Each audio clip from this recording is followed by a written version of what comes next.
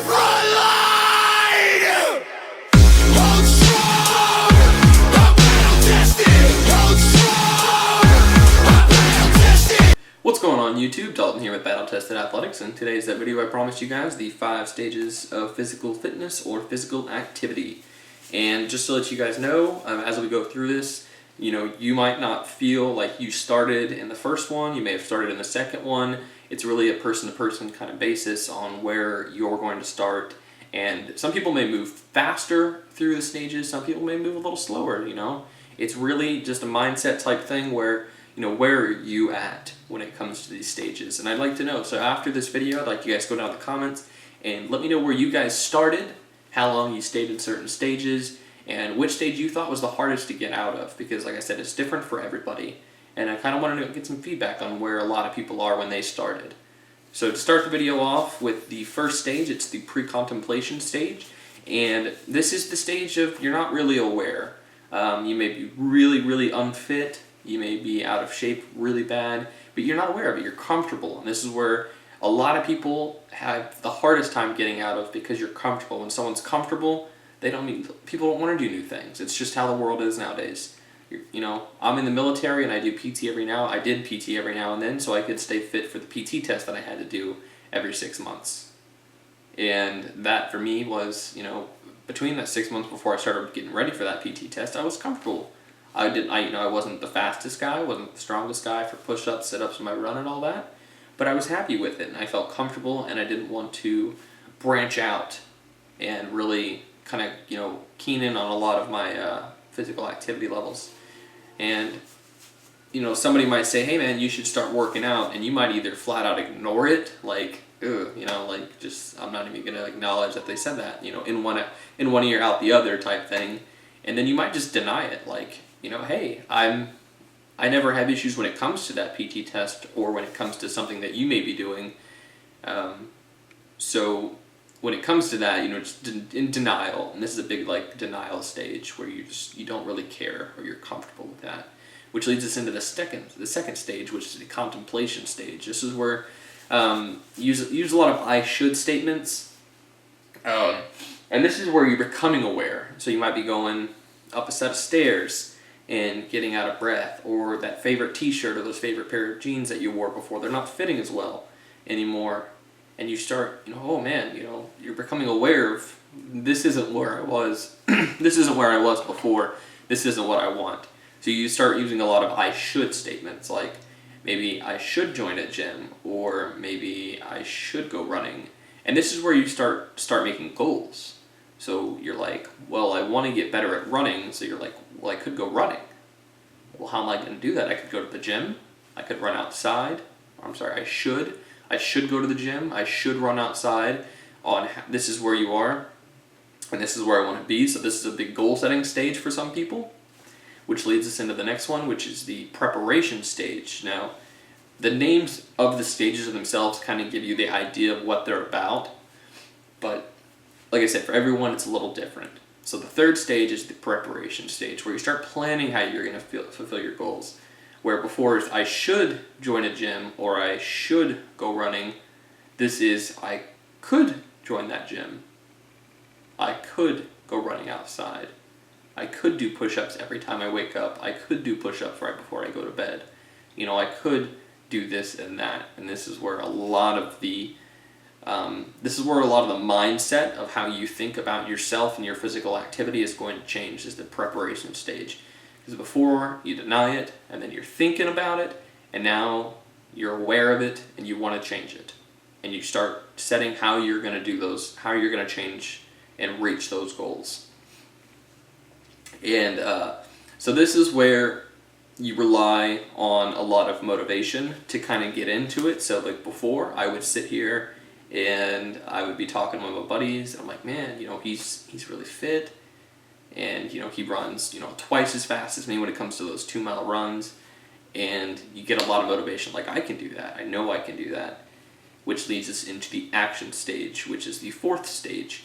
And this one here actually relies more, you need more motivation to get through this stage. This is when relapse to another stage is more likely. So when you're in the action stage and you're doing, you might be like, maybe I'm gonna not do this today, and I'm not gonna, I'll quit. I liked where I was before. This is a lot harder than I thought. I don't want to be doing this anymore. And that's when you might go back to the preparation stage, or maybe even the contemplation stage.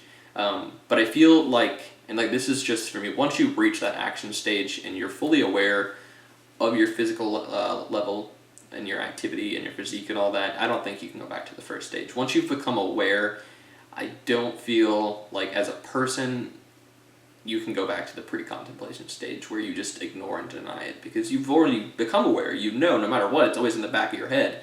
You're going to know, hey, I'm not fit. I'm not as fit as I'd like to be, at least. So I feel like going back to the preparation stage or the contemplation stage is probably where it's going to end up leading you if you don't have that motivation. So this is motivations from friends. You can get a trainer, regular weigh-ins, scheduled measurements. This is where you're going to keep track of what you're doing. So you're going to have your little book, you're going to have it on your computer, your app, whatever it is that you use, or your friends doing it for you, whatever it is. You gotta stick with it. You gotta keep that motivation going. And this is when you're working out. This is the stage, the action stage. You're working out, and it's hard. It's hard at first. It hurts. You're sore all the time. If you're dieting while you're doing this, it may be, you may be cutting, you may be bulking, whatever it is for you. You get cranky. There's mood changes, and this is why a lot of it's a behavioral thing in your head, because you're doing something different that your body's not used to. Where before you were comfortable and relaxed, now you're not so comfortable and not so relaxed. So you really got to think about it as you're going through, which leads us to the fifth and final stage, which is the maintenance stage. You've accomplished one of your goals, or maybe all of your goals that you set, because you got to really focus on, when you're making big goals, you have to have sub-goals. So you're like, okay, I want to bench press 500 pounds. And you're just, okay, well, what happens, after 1 month, 2 months, 3 months when you're not benching 500 pounds? You have to have sub-goals. So the overall goal may be 500 pounds, but you gotta have sub-goals. By this time I'm gonna bench this much, or by this time I'm gonna bench this much. And they need to be realistic. Don't set yourself up for failure. Don't say, I'm gonna bench 1,000 pounds, or like 1,000 pounds in a year. Because for most people, that's not possible. You're not gonna be able to do that. And you're gonna just, when you get to that year mark and you're not benching anywhere close to 1,000 pounds, you're really just gonna hurt yourself, and that's when you're gonna fall back out of that maintenance stage, or that action stage. So like I said, the maintenance stage, your clothes may fit differently, you've accomplished some of your goals, you're not as tired going up those stairs, you don't have to work, you can work out for a longer period of time without having to take a rest. You found out that you can do more supersets, you can do way more cardio, and everything's way easier. Your life has just become 1,000 times better because of this working out. And now the danger of this stage is you'll get happy with that. You're like, well, I've reached my goal. My clothes fit good again. I don't feel as tired of going up those stairs. So now you're like, maybe I can skip that workout day. Maybe I can just stop working out in general. And then that's the biggest thing of the maintenance stage, is just reaching those goals and saying, well, I did it. And in this stage, you have to set yourself more goals. So as you reach those goals, say your goal is to bench press 300, and you hit that goal, we'll set it a little higher, 310, 315, 320, just go a little higher. So like I said, sub-goals, little bitty sub-goals up until you reach the biggest goal. And like I said, once you reach that biggest goal, make more goals. Because this maintenance stage, it's in the name, maintenance. You gotta maintain this body, or this physique, or this level of activity that you've chosen and then you've reached, and you need to the whole time just stay motivated, keep working out. And a lot of people have excuses in their life, and I use them too, but then I have someone on the side there that's like, hey man, that's pretty crappy, you just said that you were going to do this, don't do that. Where it's like, I'm on a diet right now, and whenever someone's like, hey, let's get this food, and I'm like, oh yeah, that sounds delicious, let's do that. And then my other buddy's like, hey man, you're on a diet. And it kind of kicks me back into gear where I'm not going to fail on that diet, or I'm not going to fail on that workout plan. You work a 12-hour night shift, you get off work, you don't want to do anything, you want to go home and go to sleep. I come home, I take my pre-workout, because that's going to get me that little extra boost of energy that I need to go back to the gym and work out for the day. And a lot of people are like, oh, I just worked 12 hours, I'm really tired, it was a really busy night, I was on my feet all night, that could be my workout, I didn't really eat a whole lot, so it's okay. And you get home, you go to bed, and you wake up, and you do that same thing every night you work. And eventually, you fall from the maintenance stage, you're going to fall from the action stage, and you're going to go back to just thinking about things. Like, I could do this, I should do this, but you're not going to do it. So you need to get your head in the right spot, and you need to go out and do it. And don't let people tell you you can't do things. Don't let anyone ever tell you you cannot do this or you cannot do that. Don't let someone tell you, if your goal is to run a 26-mile marathon, don't let someone say you're not going to be able to do that. Because you can. It just takes time and it takes training. You may not do it this month, you may not do it this year, but you're going to do it. You want to become a bodybuilder, and someone's, you're an ectomorph type person, so you have a really small body, or you're overweight, and someone tells you you can't do something. Don't listen to them, because you can. Like I said, time and training will fix all of that. And there's going to be people like that every step of the way. Say your goal is to join get into a bodybuilding competition, and you get there. That's your overall goal. You got there, and you say you place first or second place, right? And then you're like, well, I want to go up a step. I want to gain all this weight. I want to go up into a different bracket. And then someone's going to be like, you know what? You can't do that. You may be trying to reach a PR, like I said, of 300 pounds. Someone's going to look at you and say, you can't bench 300 pounds. And you want to know why? Because they can't. Or if they can, it was too hard for them. It took them way too long. Their goals, they put way out there, when you could shorten those down and make them your own goals. There's always going to be people who try to push you down, and it's because they're quitters. And because putting other people down make them feel good. You're not going to find someone who's a bodybuilder who's going to be like, you can't do that, because they started somewhere. You don't just come out of the womb, grow up, and have this amazing body. Some people have, some people just like skinny guys, they just have natural abs. But that's it. They're not, they're not big abs, they're just flat abs. So there's going to be people like that are like, oh, I don't have to do anything for this.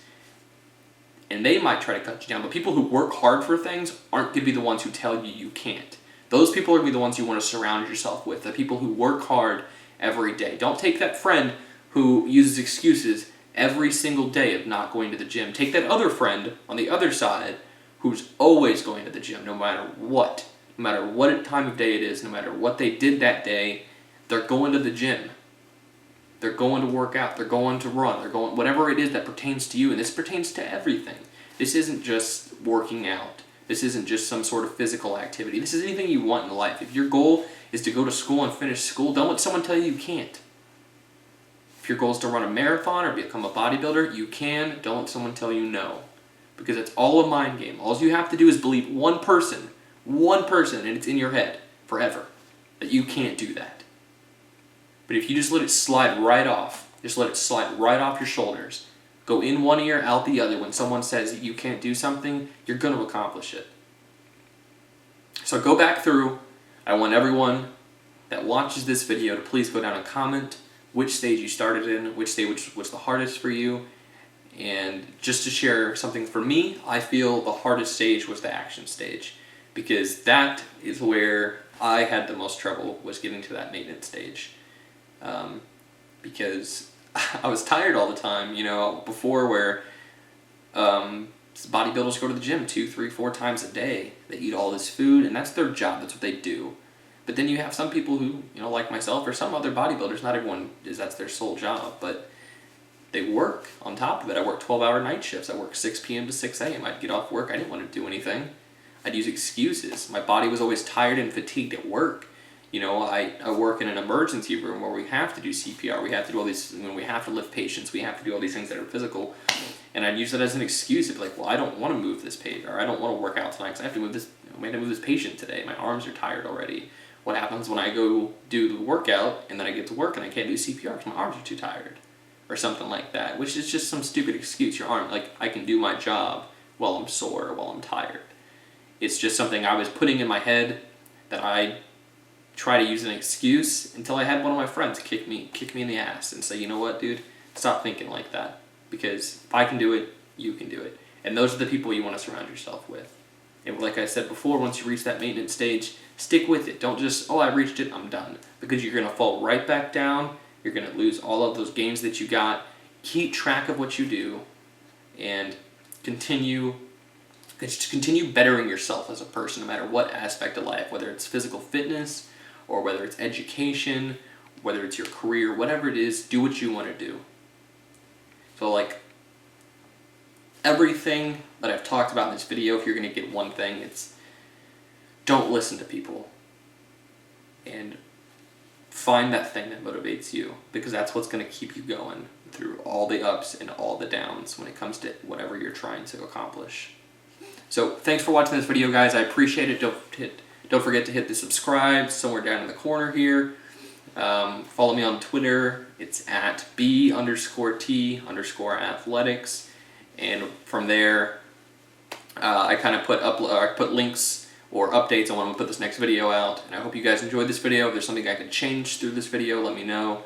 I know it's kind of long, but kind of wanted to get this information out to you guys. Don't forget to check out Attainment Gym or the Attainment Team on Twitter. I follow them.